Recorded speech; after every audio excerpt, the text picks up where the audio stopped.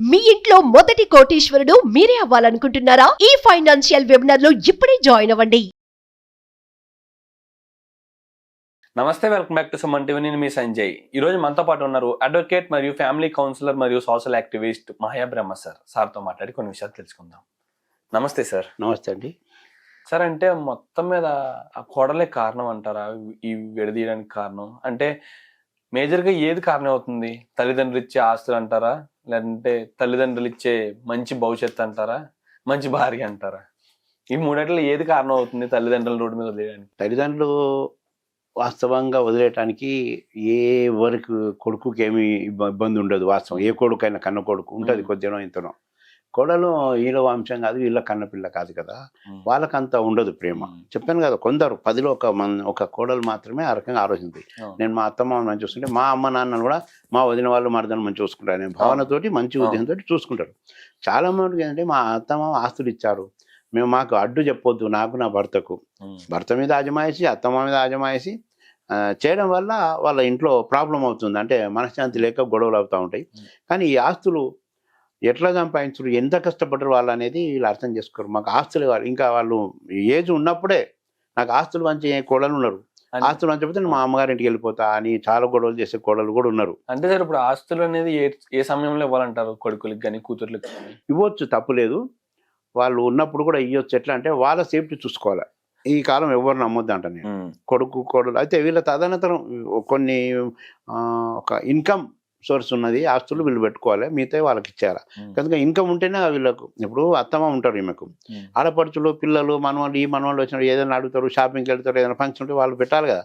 కొడుకుని కోడలను అడగాలంటే మనసు ఒప్పదు, అద్దామని అడ్డొస్తుంది. ఎవరిని అడుకోవాలంటే ఈ పెద్దవాళ్ళంతా ఇదే బాధ. కాబట్టి వాళ్ళకు కొంత ఆస్తి ఉంటుంది, వాళ్ళు ఉంచుకోవాలి, మిగతా ఇచ్చే తదనంతరం వీళ్ళనామా రాసి పెట్టవచ్చు. తదనంతరం ఎవరికి వెళ్తుంది? వీళ్ళకే కదా. ఆ రకంగా నష్టం ఏం లేదు వాళ్ళ పేరు ఉన్నంత మాత్రాన. ఇంకా ఏ తల్లిదండ్రులు కూడా ₹1,00,000 వస్తుంది అనుకోండి రెంట్స్, వాళ్ళేం వాడుకుంటారా? వాళ్ళు ఖర్చు పెట్టుకోరు, మళ్ళీ పిల్లలకే కదా, కోడలు కొడుకు, మళ్ళీ మనవాళ్ళకు ఆడపిల్లలు. ఈ కోడలు ఏంటంటే ఆడపడుచులకు రూపాయి ఇవ్వద్దు, ఆడపిల్లలకి ఇవ్వద్దని ఒక జిద్దు మొండితనంతో గొడవలు చేస్తూ ఉంటారు. ఆస్తులు పంచడం తప్పలేదు, కానీ అంతా కొంత సేఫ్టీ వీళ్ళ సైడ్ పెట్టుకోవాలి. అది ఎవరైనా. ఇప్పుడు చూసుకుంటే ప్రతి పిల్లల్ని పెంచే బాధ్యత తల్లిదండ్రులది. అంటే ప్రతి పిల్లవాడు 18 సంవత్సరాలు దాటే వరకు బాధ్యత తల్లిదండ్రులు వహించాలి యాజ్ ఎ రూల్. వాళ్ళ నార్మల్ గా అయితే ప్రతి తండ్రి బాధ్యత, సాధారణ బాధ్యత అందరూ తీసుకుంటారు. ఇది అది గవర్నమెంట్ రూల్ కూడా ఉంది. అంటే ఒకవేళ 17 ఏళ్ళ లోపు 18 ఏళ్ళ లోపు పిల్లవాడు పట్టించుకోకపోతే తల్లిదండ్రుల మీద యాక్షన్ తీసుకోవడానికి సంథింగ్ కేసెస్ అంటే సెక్షన్స్ కూడా ఉన్నాయి. కానీ 60 ఏళ్ళ తర్వాత తల్లిదండ్రులు కూడా ఒక చిన్నపిల్లలే, వాళ్ళ పనులు వాళ్ళు చేసుకోలేరు. వాళ్ళు ఏ విధంగా అంటే సార్, వాళ్ళకి అన్ని తెలిసి ఉన్నా గానీ వాళ్ళు నిస్సాయ స్థితిలో ఉంటారు. వయసు అయిపోతుంటది, ఓపిక ఉండదు, ఇన్కమ్ ఉండదు, శరీరం సహకరించదు. ఇలాంటి సందర్భంలో పిల్లల అవసరం ఉంటుంది, పిల్లల మీద కంప్లీట్ గా ఆధారపడదు. గవర్నమెంట్ లో ఇలాంటి రూల్స్ ఏమి లేవా సార్? తల్లిదండ్రులు కూడా 60 ఏళ్ళ తర్వాత చూసుకోవాలి అన్న రూల్స్ ఏమి లేవండి? నేను ఒకటే చెప్తా ఉన్నాను, గవర్నమెంట్ వేల చట్టాలు తెచ్చినా, 100 చట్టాలు తెచ్చినా ఇవి కాదండి. మానవ ధర్మం, మానవత్వం ముఖ్యం. కన్న తల్లిదండ్రులకు చేయాలని గవర్నమెంట్ చెప్పాలా? ఈడియట్స్కి వీళ్ళకు కన్న తల్లి చూసుకోమని 20 ఏళ్ళలో 25 ఏళ్ళలో 30 ఏళ్ళలో నిన్ను పెంచి పోషిస్తున్నాడు, నీకు అన్ని రకాల ఖర్చు పెడుతున్నాడు, లక్షలు ఖర్చు పెడుతున్నాడు. వాళ్ళను ఒక్క 15-20 ఏళ్ళు సాకలేవా నువ్వు? నిన్ను పెంచిన ఒక సగం ఏజ్ అన్న వాళ్ళకు, అంతేనా? వాళ్ళు 60-65 వచ్చింది అనుకో, ఇంకా 10-15 ఏళ్ళ కంటే ఎక్కువ, 20 ఏళ్ళ కంటే ఎక్కువ బ్రతుకుతారా అండి మాట? అంటే నీకు 25-30 ఏళ్ళు, నువ్వు ఒక 15 ఏళ్ళు 20 ఏళ్ళు వాళ్ళని చూడలేవా? చూడాలి కదా. ఆ రకంగా అందరూ నువ్వు ఆలోచించాలి. నన్ను ఇంత చేసి నా కొరకు ఇంత ఖర్చు పెట్టిండు, నీకు ఖర్చు పెట్టిన దాంట్లో ఒక 10% వాళ్ళకి పెట్టలేవా ఖర్చు? అంతేనా? వాళ్ళకి అంతేగా ఎక్కువైతుంది. నువ్వు లక్షలు కాలేజ్ సీట్లు కట్టినాడు, ఫీజులు కట్టినాడు కాదు కదా. వాళ్ళకి తిండి బట్ట కొంత ప్రేమగా చూడడం, అంతే కదా. ఆ దాంట్లో నీకు పెట్టిన దాంట్లో ఒక 10% 5% కూడా కాదు, నేను నా అభిప్రాయ ప్రకారంగా. కాబట్టి నిన్ను 30 ఏళ్ళు పెంచినప్పుడు, పోషించినప్పుడు, నీ పెళ్లి లక్షలు ఖర్చు పెట్టి చేసినప్పుడు నువ్వెందుకు వాళ్ళని చూడవు? ఒక 15-20 ఏళ్ళు వాళ్ళకి పెట్టాలి కదా. దాంట్లో 10% ఖర్చు పెట్టాలి అనేది నా అభిప్రాయం. ఇది తప్పకుండా ప్రతి మానవుడిన ప్రతి మానవుడు గొప్పలు చెప్తాం, ఓ మా మతం గొప్పది, మా కులం గొప్పది, మా వంశం గొప్పది, నేను ఇట్లా అన్ని చెప్పారు. కానీ తల్లిదండ్రులు గొప్పలు గారా? నువ్వు ఇన్ని మాటలు చెప్తా ఉన్నప్పుడు నిన్ను కన్న తల్లిదండ్రులు గొప్పలు గారా? కాబట్టి తల్లిదండ్రులను నిర్లక్ష్యం చేసిన వాడు, తల్లిదండ్రులను మోసం చేసిన వాడు, బాధ పెట్టిన వాడు ఎవ్వడు సంతోషంగా ఉండడు. రాసి పెట్టుకోండి ఇది. అండ్ వన్ థింగ్ సార్, ఇప్పుడు ఓకే, తల్లిదండ్రులను చూసుకునే బాధ్యత ఉన్న వాళ్ళ గురించి మనం మాట్లాడుకోవద్దు, వాళ్ళ సమాజంలో ఎప్పుడు మంచిగా ఉంటారు, సంతోషం, వాళ్ళ సంతోషంగా ఉండేద్దాం. ఒకవేళ తల్లిదండ్రులని బాధ్యత తీసుకోకుండా వదిలేసిన వాళ్ళని ఎలా యాక్షన్ తీసుకొచ్చి ఉంటారు, తల్లిదండ్రులు ఎలా యాక్షన్ తీసుకొచ్చి అంటారు? ఒకవేళ తల్లిదండ్రులకు చాలా మంది నాలాంటి వాళ్ళు, కొందరు పోలీస్ స్టేషన్లా, కొందరు అడ్వకేట్లు చాలా మంది చెప్తారు కానీ వినరు. ఏదైనా ఆస్తి ఉందనుకో, నువ్వు ఆస్తి కనీసం తాకట్టు పెట్టండి, మాటికేజ్ చేయండి, ఆ డబ్బుతో మీరు అనుభవించండి. తర్వాత పిల్లలకి వెళ్తుంది కదా, ఆ డబ్బును మాటికేసిన డబ్బులు వాళ్ళు కట్టి ఇల్లును స్వాధీనం చేసుకుంటారు, నీ ప్రాపర్టీని. నీకు నష్టమే ఉంది. వినరు చాలా మంది చెప్తే, అమ్మో ఆస్తి పోతుంది అనుకుంటారు. ఆస్తి ఎక్కడ పోదు, నీ డబ్బులు మీరు ఉన్న రోజులు హాయిగా అనుభవించండి, ఎవరిని ఆశించకుండా అని చెప్తాం మేము. ఎవరు వినరు. ఒకవేళ కొన్ని ఆస్తులు వాళ్ళ పేరు మీద చేస్తారు మీరు, గిఫ్ట్ అవి కూడా క్యాన్సిల్ చేసుకోవచ్చు. వాటి మీద కలెక్టర్ ఆర్డీఓకు మీరు కంప్లైంట్ ఇవ్వచ్చు, కోర్టుకు కూడా వెళ్ళవచ్చు. ఇన్ని రకాలుగా ఉన్నాయి కానీ వినరు పెద్దవాళ్ళు. అమ్మో మా కొడుకు మీద కేసు పెట్టొద్దు అంటారు, ఇట్లా బిడ్డల మీద కేసు పెట్టొద్దు అని. రీసెంట్లీ ఒక విన్నాం, సొంత తల్లి ఒక ఎడ్యుకేషన్ డిపార్ట్మెంట్లో ఆమె ఎంఈఓనో ఏదో ఉంది బిడ్డ, ఆమె భర్త రిటైర్డ్ టీచర్. మల్కాజ్గిరిలో రీసెంట్లీ ఒక యూట్యూబ్లో చూసినాం. అది తల్లి ఊరు వెళ్తూ అన్ని బంగారం అంతా తీసుకెళ్ళి 30 తులాల బంగారం ఎంతనో బిడ్డ దగ్గర పెట్టింది. వచ్చే వరకు ఆమె నాకు ఇవ్వలేదు అంటుంది. ఆమె ఘోరంగా ధర్నా చేస్తున్నారు బస్తీ అందరూ, మహిళా సంఘాలు అందరూ. ఏం చేస్తారు, ఇంత దరిద్రమా అండి? పొద్దున్న లేస్తే దేవుని మొక్కుతాం, పూజలు చేస్తాం, ఎక్కడున్నాయి మనం ఇవన్నీ? పవిత్రమైన దేవుని బదలాన్ని చేస్తూ ఉన్నాం కదా.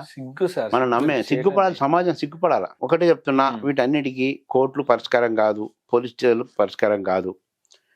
కొంత స్థానిక ప్రజలు, స్థానిక బస్తీ సంఘాలు, స్థానిక గ్రామ సంఘాలు, మహిళా సంఘాలు, యువన సంఘాలు 3 ఉంటే అక్కడ ఈ ముగ్గురులో అందరు అన్యాయంకి ఎగబడరు, కొందరు న్యాయంగా ఉంటారు. వీళ్ళు అక్కడ ఈ చర్యలు తీసుకుంటే సెట్ అవుతాయి. ఒక గ్రామంలో అండి, ఒక భర్త చనిపోయిన వితంతు పేద మహిళ రైతు ఒక పాస్బుక్ ఇవ్వలేదు, 1 ఎకరం పొలం ఉందని ఎంఆర్ఓ తిప్పుతా ఉంటాడు. వాడెంత పుణ్యాత్ముడో ఇడియట్ చెప్తున్నా కదా. వాడు అంత పాపం ముడగట్టుకుంటూ ఊళ్ళో 10 మంది పోతే ఇవ్వడా అండి? చెప్పండి. అనుకుంటే మనం ఐక్యత కావాలి, మనం ఇట్లా దేశం కొరకు, అది డైలాగులు ఎంత చెప్తామో. బంగ్లాదేశ్, పాకిస్తాన్లో, చైనాలో, అమెరికాలో అన్యాయాలు జరుగుతున్నాయి, మనం నోరు వారేసుకుంటాం. ఇక్కడ అన్యాయం జరిగితే ఎవరు చేస్తున్నారు కదా. ఒక కోడలను అంటిపెట్టిన సంఘటనలు ఉన్నాయి, కోడలు అత్తమామని చంపిన సంఘటనలు కూడా ఉన్నాయి. ఇవన్నీ భయం ఉండాలంటే సమాజానికి కొంత భయం అవసరం. కాబట్టి ఈ మధ్యలో చట్టాలు కూడా ఎన్నో క్రిమినల్ చట్టాలు మార్చింది సెంట్రల్ గవర్నమెంట్, కానీ అవి ఏం పనికిరావు. నేను అనుకున్నా పనిష్మెంట్లు ఎక్కువ పెంచుతుంది అనుకున్నా, కానీ ఏం లేవు, అప్పట్లోనే ఉన్నాయి. కాకపోతే ఇంగ్లీష్ పోయి హిందీ వెర్షన్ వచ్చింది అంతే. కాబట్టి చట్టాలను చాలా అప్పుడు 100 సంవత్సరాల చట్టాలు, అప్పుడున్న మానవత్వం ఇప్పుడు లేదు కాబట్టి క్రూరత్వం పెరిగింది, ఘోరాలు ఎక్కువైతుంది కాబట్టి దానికి తగ్గట్లు చట్టాలు తయారు చేస్తారు అనుకుని ఏం చేయలేదు. మరి నాకు బాధ అనిపిస్తుంది. ఏం తల్లిదండ్రులను కాపాడడం మన పిల్లల బాధ్యత, పిల్లలను ఎట్లా కాపాడుకుంటూ తల్లిదండ్రులు కాపాడుకునే బాధ్యత కూడా పిల్లలేదని ప్రతి ఒక్కరు గుర్తించాలనేది నేను మనవి చేస్తాను. చట్టాలను ఇన్వారితే ఏం చేస్తాం సార్, మనుషుల మార్పు ఏం చేయలేవు అవన్నీ. అందుకే నేను చట్టాలు, సెక్షన్లు అవి వద్దాను. మనకు అవసరమా? మంచి వాళ్ళకు చట్టాలు ఇవన్నీ అవసరమే లేదు. నేరాలు, చట్టాలు, మానవత్వం చాలు. అవి దొంగలకే అవసరం. ఆ దొంగ పనులు చేసిన, మోసాలు చేస్తాడు, మాట చేస్తాడు, వాడే బాగా చట్టాలు అడ్వకేట్లను సంపాదిస్తూ ఉంటాడు. వీడు సగం అడ్వకేట్ అయింటాడు డిగ్రీ లేకుండా, అన్ని తిరిగి అంటే మోసాలు. ఒకసారి జైలుకు పోయింది అనుకో, ఇంకేమవుతుంది, ఇంకో 10 చేస్తాడు ఎక్కువ. ఇది మనం కంట్రోల్ చేసే లేదు. ఇంకా ఈరోజు భారతదేశంలో పరిస్థితి తలుచుకుంటే బాధ ఉంది. ఎక్కడ చూడు కల్తీ, ఏ దాంట్లో కల్తీ లేదా చెప్పండి? ఈరోజు మొత్తం ప్రపంచం, ఒక భారతదేశం అంతా అన్ని ఆయిల్, నూనె, ఇవి పాల డబ్బాలు కానీ, బిస్కెట్లు కానీ ప్రతి ఒక్కటి చేస్తా ఉన్నారు. ఇక్కడ ఇంకోటి చూసుకుంటే తల్లిదండ్రుల మీద చూపించే ప్రేమలో కూడా కల్తీ. అదే తల్లిదండ్రుల ఆస్తుల కొరకే అదే ప్రతి ఒక్కటి ఇది కాదని లేదు. తల్లిదండ్రుల మీద ప్రేమ అట్లే ఉంది, భార్య భర్తల ప్రేమ కలుషితమైంది. అన్ని ఎక్కడ చూడు అవసరం కొరకు, డబ్బు కొరకే, అవసరం కొరకు గత్యంతరం లేక అడ్జస్ట్ అవుతున్నారు. నా అభిప్రాయంలో, నా రీసెర్చ్లో ఈరోజు ఈ హైదరాబాద్ నగరంలో చెప్తాను, పల్లెటూరులో తక్కువ ఉంది ఇది, ఈ నగరాల్లోనే ఎక్కువ ఉంది. 100కి 75 నుంచి 80% మంది భార్యాభర్తలు ప్రేమతోటి సంసారాలు చేస్తలేదు, జీవితాలలో ఓన్లీ అవసరం కొరకు, గత్యంతరం లేక, తప్పని పరిస్థితిలో. అంత ఘోరం ఉంది అన్నట్లు. అన్నిట్లో ప్రేమ కలుషితం అయిపోయింది. ఎక్కడ చూడు సమాజం అంతా ఒక అంటే పొల్యూటెడ్ అయ్యి నడుస్తూ ఉంది. నేను ఇంకా దేశం ఎక్కడ పోతుందేమో. ఇక్కడ మనం ఇంకా ఇవన్నీ పక్కకు పెట్టి మన జీవన విధానాన్ని, మన అవసరాలు, మన పిల్లల విద్య, వైద్యం ఇవన్నీ పక్కటి కులాలు, మతాలు రెచ్చగొడుతూ చాలా ఘోరంగా ఈరోజు సమాజం నాశనం అవుతుంది. అది నేను యాక్సెప్ట్ చేయను దానికి.